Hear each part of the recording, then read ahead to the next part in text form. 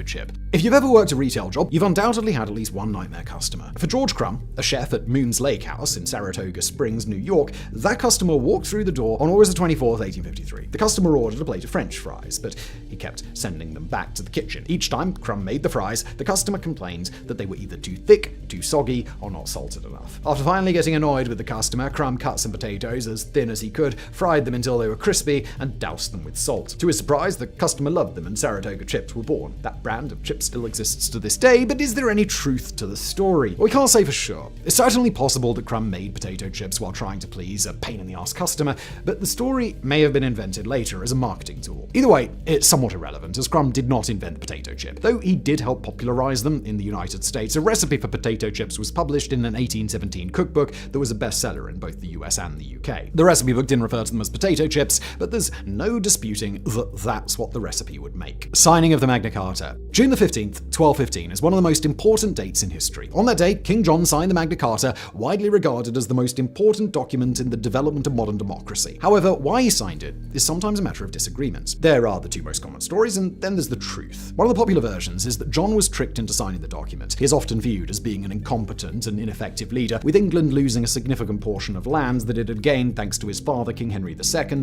and his brother, King Richard the Lionheart. John is also typically the villain in stories about Robin Hood, in which he is frequently bested and outsmarted. As such, the idea that he may have been tricked into signing the Magna Carta without understanding it became one of the main narratives. The other common belief is that John signed the Magna Carta out of the goodness of his heart, signing it out of a sense of justice for the people of England. Of course, this is completely at odds with what is known about King John's character. He was known for being spiteful, cruel, tyrannical, and arbitrary in his judgments. In reality, John's feudal barons revolted against him because of his overall behavior. After being confronted with an army much larger than what he would have been able to muster, John was forced to sign the Magna Carta by his barons.